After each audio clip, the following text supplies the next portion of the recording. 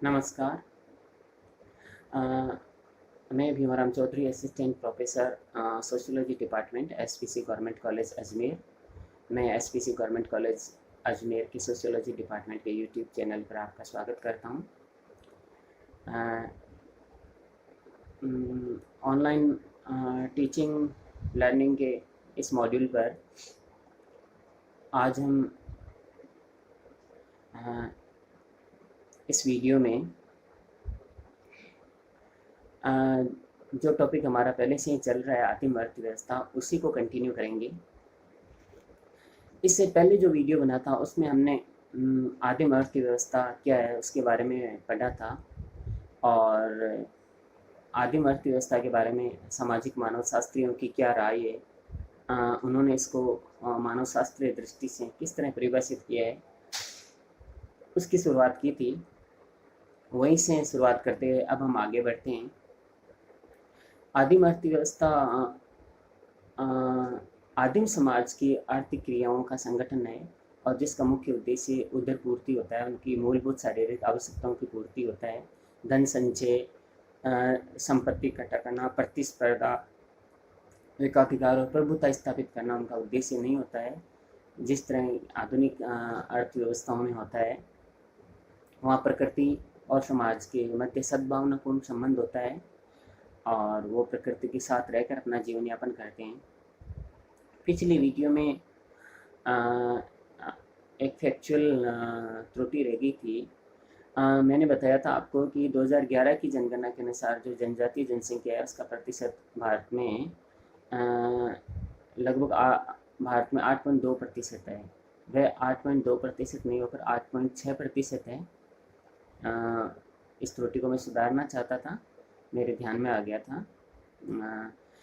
अब हम आगे बढ़ते हैं। सामाजिक मानव शास्त्र में आदिम अर्थव्यवस्था को हम इसलिए पढ़ते हैं कि आदिम समाज है, जनजातीय समाज है, उसको बेहतर ढंग से समझ सकें। उनकी जीवन शैली, उनकी संस्कृति, उनके सामाजिक, आर्थिक, राजनीतिक संगठन, उनकी भाषा, उनके रीति रिवाज, उनको समझकर ही हम समाज के उत्विकास को, समाज की कार्य प्रणाली को समझ सकते हैं।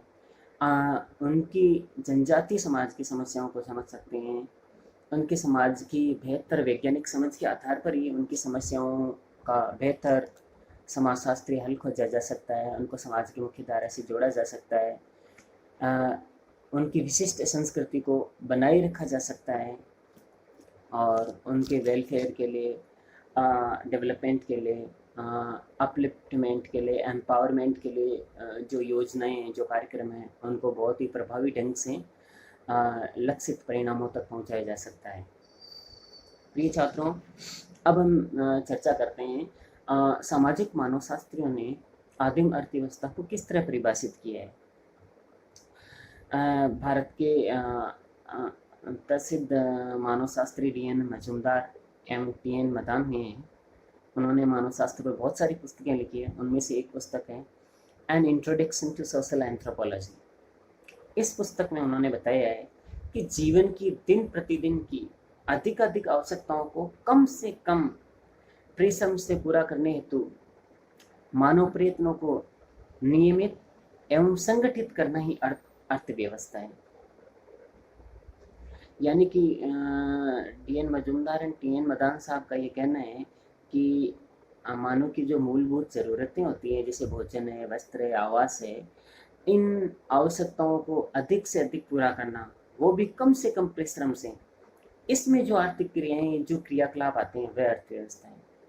इसी तरह एक प्रसिद्ध मानव शास्त्री हुए हैं लूसी मेयर। उनकी पुस्तक का नाम भी an introduction to social anthropology है। छात्रों, मैं आपको एक विशेष बात इस वीडियो में बताना चाहता हूँ। समाजशास्त्र विषय को पढ़ते समय हमें समाजशास्त्रियों का नाम, उनकी अवधारणाएं दी हुई और उनकी लिखी हुई जो मानक और प्रसिद्ध पुस्तकें हैं, उनका जिक्र जरूर करना है, उनको ध्यान में जरूर रखना है, उनको अच्छी तरीके से समझना है कि कौन सी पुस्तक किस समाजशास्त्री ने लिखी है, कौन सी अवधारणा किस समाजशास्त्री ने दी है, और उन किस समाजशास्त्र का कौन सा विशेष योगदान है। समाजशास्त्र में इसका बहुत महत्व है। ये बहुत ही महत्वपूर्ण चीज़ है। जब भी आप उत्तर लिखते हैं या इंटरव्यू में अपनी बात कहते हैं या अपना कोई लेख लिखते हैं, उस समय अगर आप प्रसिद्ध समाजशास्त्री की अवधारणा या उसकी पुस्तक को कोट करते हैं, तो ये आपके बेहतर ज्ञान और समझ को दर्शाता है, और ये आपके कथन को, आपकी बात को प्रमाणित करता है, सुदृढ़ आधार देता है। ये बहुत ही महत्वपूर्ण है। हम बात कर रहे हैं लूसी मेयर के। लूसी मेयर ने अपनी पुस्तक an introduction to social anthropology में सामाजिक ये मानव शास्त्र के इस महत्वपूर्ण टॉपिक आदिम अर्थव्यवस्था को इस तरह परिभाषित किया है कि अर्थव्यवस्था का संबंध उन कार्यकलापों से हैं जिनसे लोग अपने भौतिक और अभौतिक साधनों की व्यवस्था करते हैं। यानी कि लूसी मेयर साहब का ये कहना है कि मानव को जीवन यापन के लिए भौतिक और अभौतिक दोनों ही साधनों की जरूरत पड़ती है। भौतिक साधनों से यहाँ तात्पर्य भोजन है, वस्त्र है, आवास है। अभौतिक साधनों का मतलब है मूल्य है, रीति रिवाज है, परंपराएं हैं, संस्कृति। ये अभौतिक साधन है। तो भौतिक और अभौतिक दोनों ही साधनों की पूर्ति के लिए जो क्रियाकलाप मानव आदिम समाज करता है वह उनकी अर्थव्यवस्था है। तो इन परिभाषाओं के आधार पर हम इस निष्कर्ष पर पहुंचते हैं कि अर्थव्यवस्था वह व्यवस्था है जिसके अंतर्गत एक समाज या कोई एक समूह है अपने विशिष्ट प्राकृतिक पर्यावरण या प्राकृतिक परिवेश और प्रौद्योगिकीय स्तर और सांस्कृतिक परिस्थितियों की सीमाओं में अपनी भौतिक आवश्यकताओं की संतुष्टि के लिए विभिन्न प्रकार की क्रियाकलाप करता है, और वो सब क्रियाकलाप आदिम अर्थव्यवस्था में समाहित होते हैं। इस प्रकार हम कह सकते हैं कि अर्थव्यवस्था एक समाज की बुनियादी संस्था है, एक सामाजिक उप प्रणाली है जो मानव की बुनियादी आवश्यकताओं की पूर्ति सुनिश्चित करती है, यानी कि भोजन, वस्त्र, आवास, इन ज़रूरतों या और अन्य ज़रूरतों की पूर्ति करती है। इनसे संबंधित जो आर्थिक क्रियाएं हैं, आर्थिक संस्थाएं हैं, इनका संगठन ही आदिम अर्थव्यवस्था है। ये मुख्यतः आदिम लोगों के जीवन निर्वाह से संबंधित है। इसमें उत्पादन, वितरण, विनिमय एवं उपभोग सभी समाहित हो जाता है। इसका मतलब है कि आदिम समाज ही अपनी ज़रूरतों की चीज़ों को उत्पादित करता है या उनका संकलन करता है, फिर परिवार और समुदाय के लोगों की पूर्ति के लिए उनका वितरण करता है।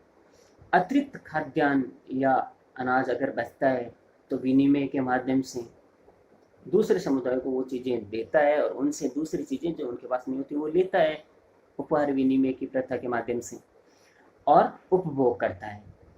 ये सब समाहित है। प्रिय छात्रों, आदिम अर्थव्यवस्था को मुख्य रूप से आखेटक यानी शिकार और खाद्य संकलन, पशुपालक और कृषि 3 स्तरों में वर्गीकृत किया गया है।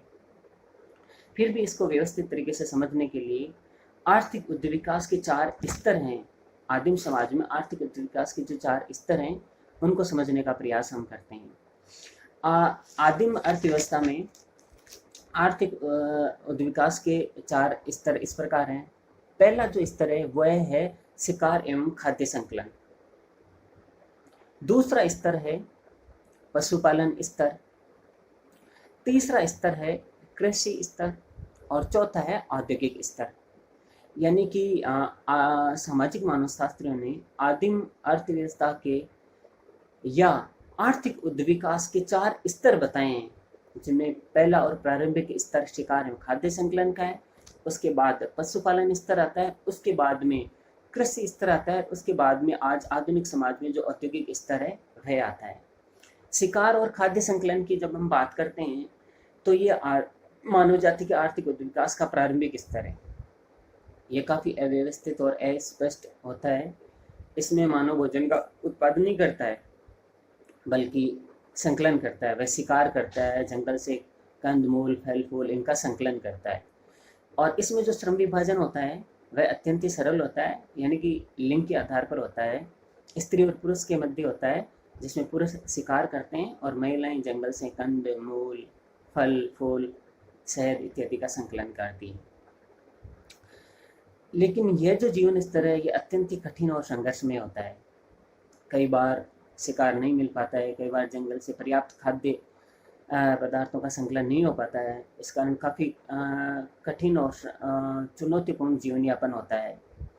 भारत में आज भी कादर है, चेंचू है, इसी तरह श्रीलंका की वेड्डा जनजाति है, ऑस्ट्रेलिया के आदिवासी है, फिलीपींस के पिग्मी है, अफ्रीका के बुशमैन है, अंडमान के आदिवासी हैं, जारवा है, ओंगे है, सेंटिनली हैं, अंडमानी हैं, इत्यादि जो आदिम समाज है या जनजाति हैं, उनमें यह आर्थिक स्तर विद्यमान है आज भी। वो इस तरह अपना जीवन यापन करते हैं।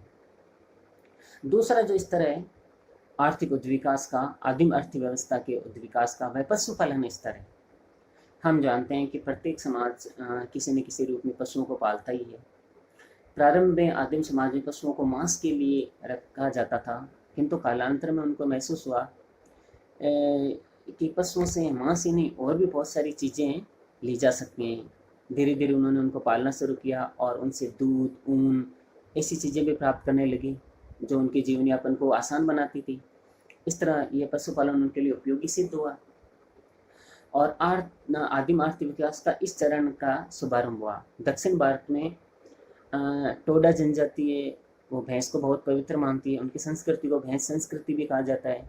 वो भैंस के माध्यम से अपना जीवन यापन करते हैं। इसी तरह अरब के बेडोइन लोग ऊँट के माध्यम से, एस्किमो है वो रेंडियर के माध्यम से अपना जीवन यापन करते हैं।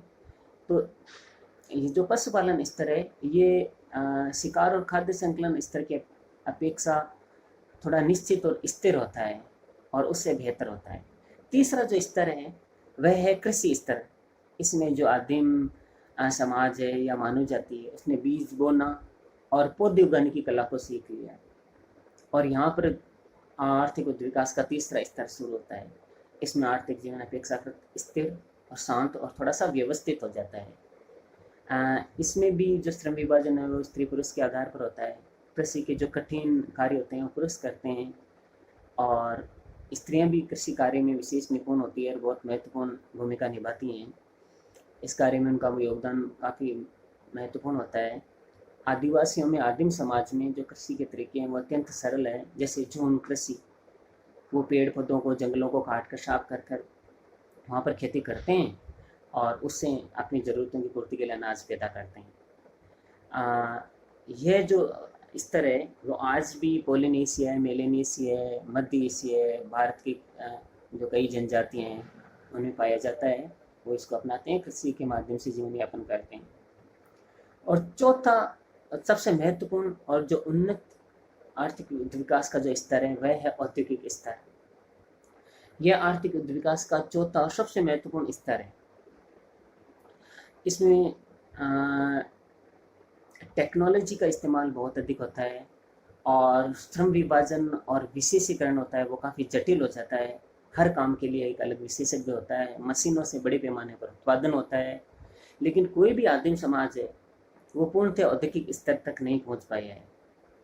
इस स्तर में आदिम समाज में देखें तो उद्योगों के साथ कृषि कार्य भी होता है। आदिम समाज है वो अत्यंत सरल और कुटीर उद्योग हैं, वहाँ तक ही पहुँच पाए हैं।